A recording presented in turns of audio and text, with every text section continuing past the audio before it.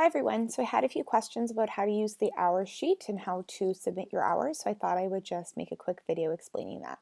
So I'm just going to go to my internet browser. My home page is Google, so I have this little grid right here. You might not have it if you're using a different browser, but because I'm already logged in and I'm on Google already, it's coming up, and I'm just going to click on the drive.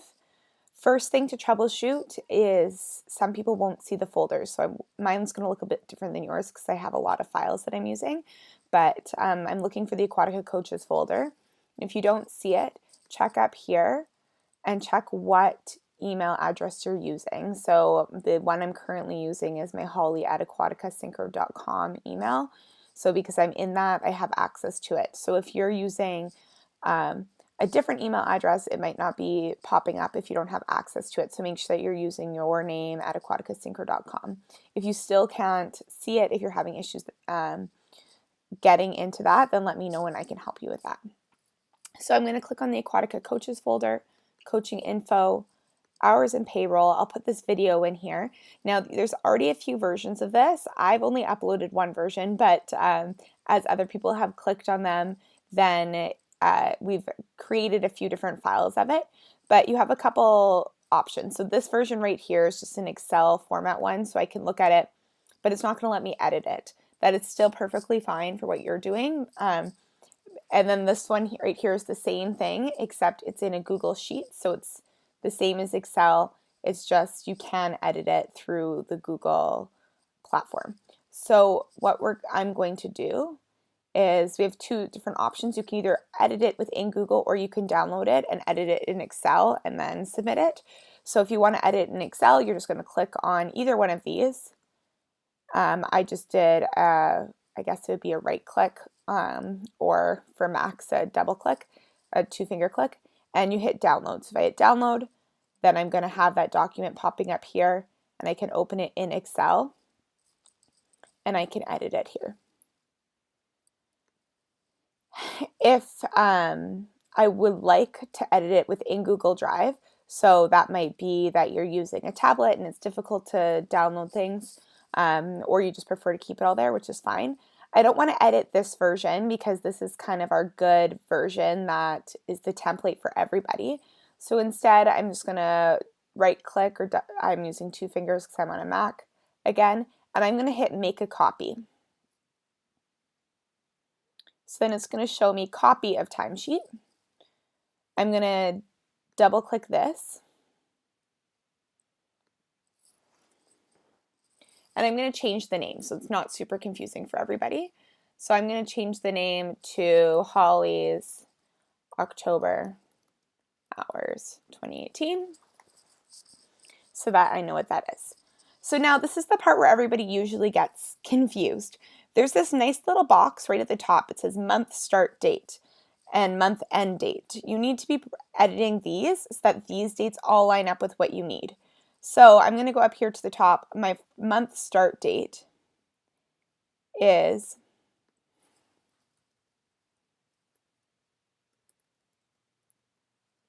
October 1st, 2018. I wonder if this is going to correct me on that. Yep, so it already fixed it for me. I just wrote October 1st, 2018, and it added in the Monday, it changed it to the right format. And now because I've done that, I know that my last date is October 31st, 2018. I'm typing that in, and it edited that as well. So now if you look, all my dates aren't these December dates that didn't make any sense. All of my dates are the correct ones for October.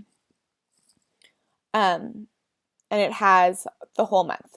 So you don't need to go in and enter every single day. This does it for you. You just need to enter the month in there that you're using at the time. So I'm not going to put in all of my hours, but let's assume that I am coaching, let's say Mondays and Wednesdays. So on my Mondays, I'm going to put that I start, and I'm pretty sure it has to be military time. So let's say I start at 5 p.m. Then I'm going to write 1700. So then it autocorrected it to 5 p.m. And I finish at, let's say, 8 p.m. So I'm going to put 20.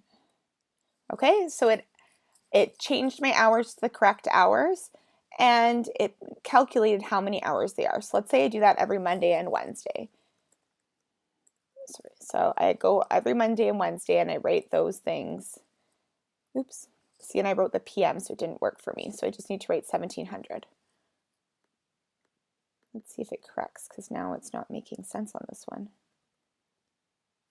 Okay, so it's still calculated. For whatever reason, it didn't reformat the one on the start time. However, it's still giving my 3 hours that I was supposed to be doing. So I would do that for every Monday and Wednesday. And if I do 5 a.m., it doesn't work. I need to make sure I do that 1700 and that 20.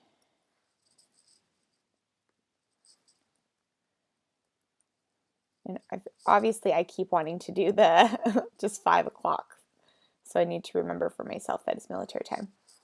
I'm not going to go down and do every single one of them, but I think you guys get the idea. Now, there is this kind of note for location and comments. I'm not too concerned about you putting the pool location in.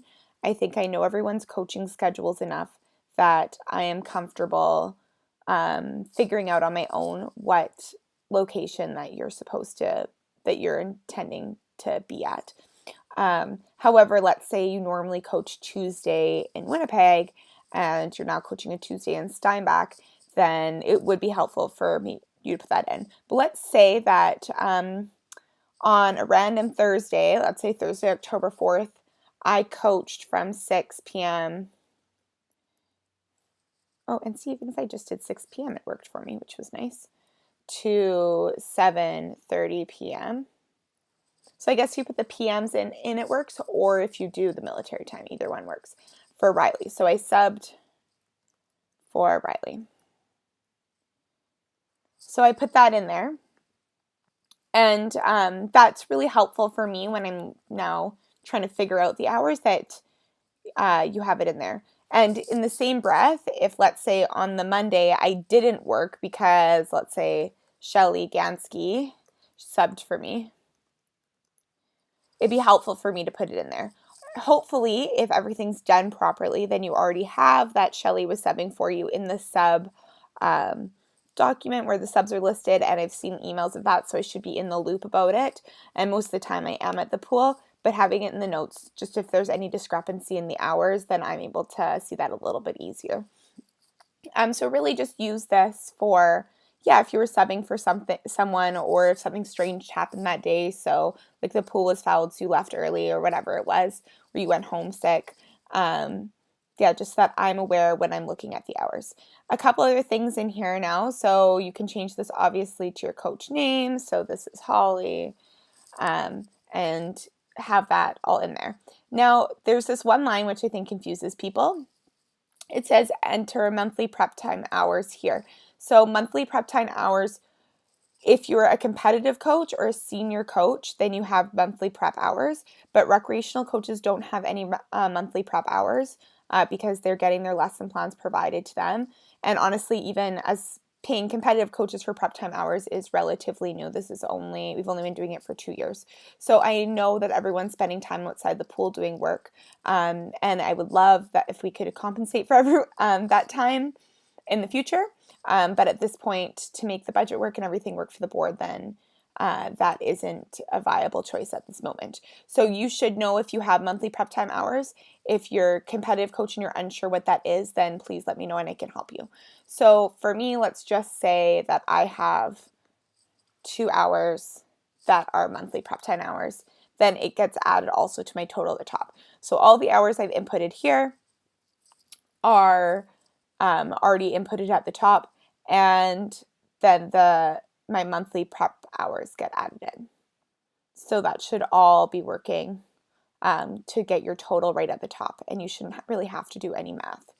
So now let's say that I do not want to go and type this all out again for the next month. And I'm just kind of playing around with this right now. But I know that my first day of the month is always a Monday, or it might be a Wednesday. But let's say it is a Monday again. I'm going to go into November. And really my first day in November that I start working is November 5th. And then the last day of November is still November 30th. So I didn't have my calendar start on the 1st of November, but I had it start on the 5th, so then I don't have to go in. It's lining up now my Mondays and Wednesdays. I can switch this out. I didn't sub for Riley this month, so I can take that out. I did coach this day, so I can put it back in that I was there from 5 to 8. So I can put that all in, and I don't have to retype out all of my hours every month. I can just make those little adjustments. And then it's a little bit easier for me. I can go in and do it, and I don't have to retype out every single day. I hope that makes sense, and that makes it a little bit easier for you to do it. Okay, oh, there's also this missed hours from the previous month. Don't just put hours here unless you've talked to me about it and we missed something. If you think you're missing hours, then please let me know ahead of time. If we talked about it and you emailed me and you said, hey, I forgot to put these hours or whatever it is, which totally happens, then yeah, just let me know ahead of time before you put anything in that box. Yeah. And that should be just how to use the timesheet. So now from there, if I go back to my hours and payroll, I have my hours kind of in the main folder, and not everyone needs to see my hours. I know that myself, Holly, needs to see the hours. So I'm going to move it into submitted timesheets. You'll get this little notification. Clicking on submitted timesheets, then I see that mine's in here. So then I would still email myself. I would still email Holly to say, hey, I put my timesheets in submitted timesheets. Or I could go share, and I could type in that I'm going to share it with Holly and send it. And then I should get an email saying that you submitted it here. So that's one way of doing it. If you, instead of submitting it, you did the whole download of the Excel thing, which is still a really great way to do it. This is the way that I personally do it. So then you opened up your timesheet, you did everything in here in Excel. It's exactly the same. It's the same formulas. It should turn out exactly the same. You need to then email this. You need to email this document to me so that I have it. Unless you're a Steinbach coach, then you're going to be emailing it to Sarah because she'll be reviewing them for me. If you have any other questions, or if this video hasn't cleared up your questions, then please let me know. I'm happy to make a follow-up video that answers some more questions. I just thought because we were getting a lot of the same stuff happening, a lot of the same questions, that it would take a second to sit down and show everybody how it works. And yeah, thank you everyone, and I will see you at the pool.